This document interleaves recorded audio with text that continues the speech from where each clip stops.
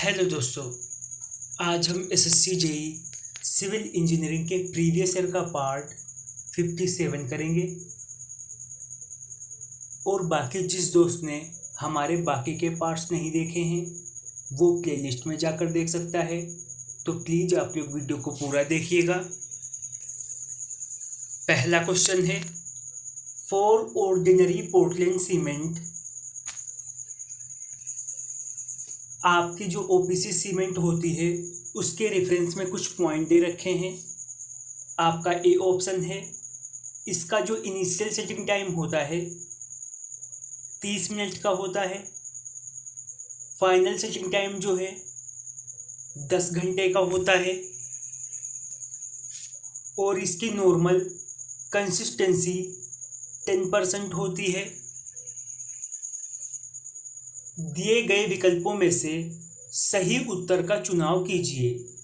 तो आपका option A जो है वो सही रहेगा। आपकी ओपीसी सीमेंट से संबंधित यहाँ पर हम ढेर सारे क्वेश्चंस करेंगे। आपकी जो साधारण पोर्टलैंड सीमेंट होती है इसका यूज कंस्ट्रक्शन एरिया में ज़्यादा किया जाता है।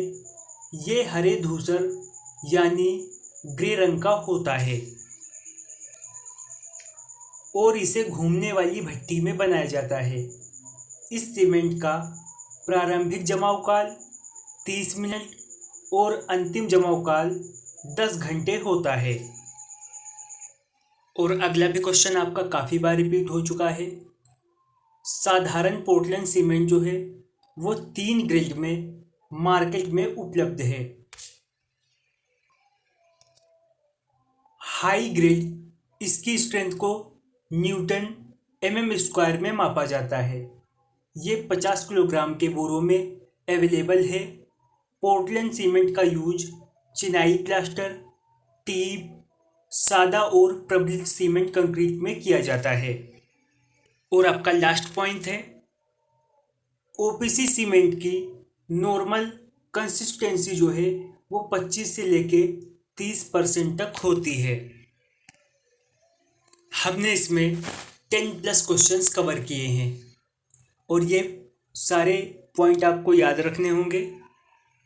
अगला क्वेश्चन है, the concrete work for the following part of the building of specified thickness is measured in square metres. इस क्वेश्चन में पूछा गया है, बिल्डिंग के भाग में स्पेसिफाइड थिकनेस वाले कंक्रीट कार्य में निम्नलिखित को स्क्वायर मीटर में मापा जाता है। ऑप्शंस आपको दे रखे हैं, रूट स्लेब को, फ्लोर्स को, डीपीसी को या फिर इन सभी को। ऑप्शन डी आपका सही रहेगा। All options are correct. यहाँ पर आपको एक टेबल दे रखी है, आपको आइटम्स दे रखे हैं और उनकी मेजरमेंट की यूनिट। आपका जो डीपीसी होता है उसे मेजर करते हैं स्क्वायर मीटर में। आपका जो भी आरसीसी वर्क होता है उसे मेजर करते हैं क्विंटल में। और कंक्रीट वर्क जिसमें पीसीसी और आरसीसी दोनों मिला हुआ है इसे करते हैं मीटर क्यूब में। फ्लोर और प्लास्टर को करते हैं स्क्वायर मीटर में। रूट स्लेब को करते हैं स्क्वायर मीटर में। कंक्रीट जाफरी और जाली वर्क करते हैं मीटर स्क्वायर में। आरसीसी छज्जा और सनसेट को करते हैं मीटर क्यूब में। ये भी सारे पॉइंट आपको याद रखने होंगे। आपका डीपीसी और आरसीसी इनसे संबंधित आपके क्वेश्चन ज़्यादा से ज़्यादा पूछे जाते हैं। अगला क्वेश्चन है, in stone masonry stones stratified rock are so placed that the direction of pressure to the plane of building is. इस क्वेश्चन में आपसे पूछा है, पत्थरों की चिनाई में पत्थर स्तरित चट्टानें इस प्रकार रखी जाती हैं कि बिछाव के तल पर दबाव जो हो वो किस दिशा में होना चाहिए।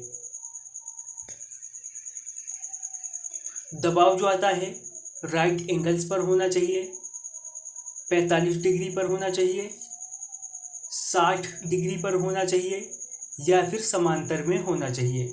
तो ये होना चाहिए राइट एंगल पर। ऑप्शन ए आपका सही रहेगा। यहाँ पर कुछ आपको डिफिनेशंस दे रखी हैं।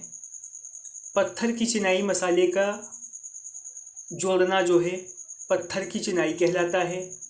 स्टोन मशीनरी में यूज पत्थर कठोर, मजबूत और टिकाऊ होना चाहिए।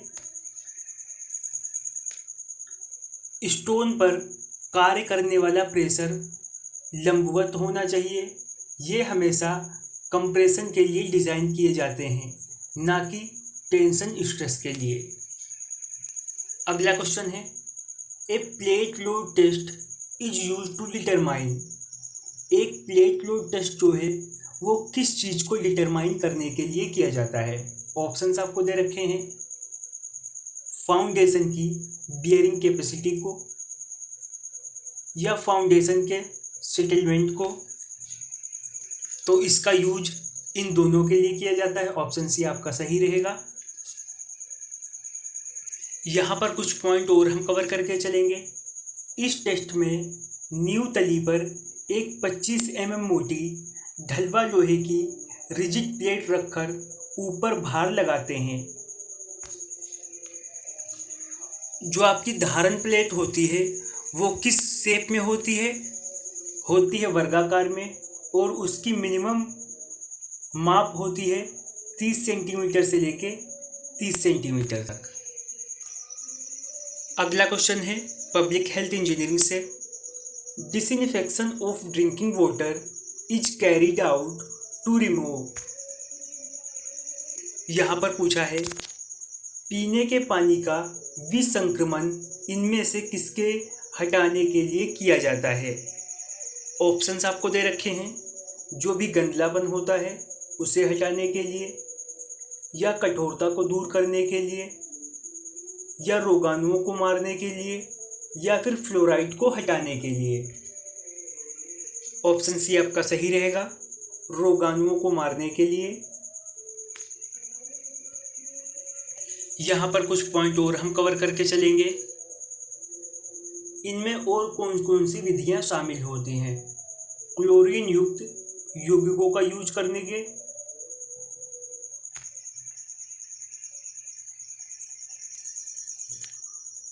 ओजोन गैस के यूज से, पानी को उबालकर, अल्ट्रावायलेट रे द्वारा, पानी में चूना मिलाकर, लंबी अवधि तक पानी को संग्रह करके, कैटाडाइन विधि द्वारा, पोटेशियम परमैंगनेट द्वारा,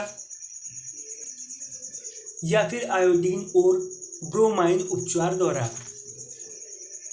अगला क्वेश्चन है, the ratio of liquid limit to plasticity index for the soil mass is called. किसी सॉइल मास के लिए द्रव सीमा और प्लास्टिकता सूचकांक के अनुपात को क्या कहते हैं। ऑप्शंस आपको दे रखे हैं।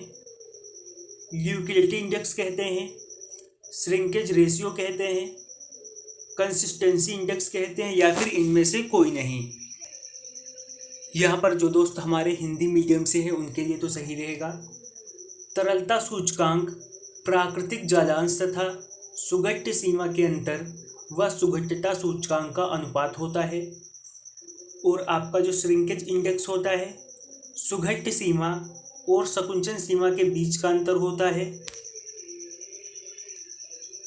और आपके कंसिस्टेंसी इंडेक्स की परिभाषा दे रखी है, द्रव सीमा एवं प्राकृतिक जलांश में अंतर तथा सुघट्यता सूचकांक का अनुपात जो होता है वो क्या कहलाता है, कंसिस्टेंसी इंडेक्स कहलाता है।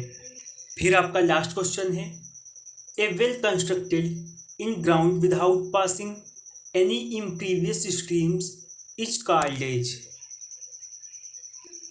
यहाँ पर पूछा है एक ऐसा कुआं है जो कि जमीन से किसी अपारगम सतह से होकर नहीं जाता है, उसे क्या कहते हैं।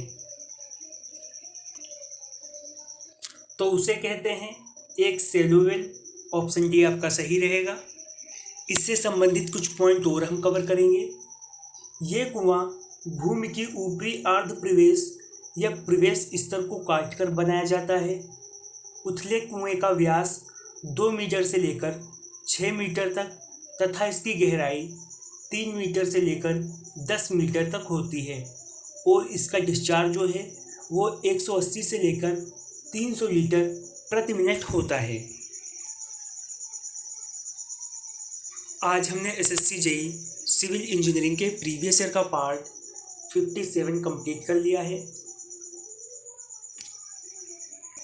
अगर आपको वीडियो पसंद आई है तो वीडियो को लाइक करें, वीडियो को शेयर करें, हमारे चैनल पर नए हैं तो चैनल को सब्सक्राइब करें।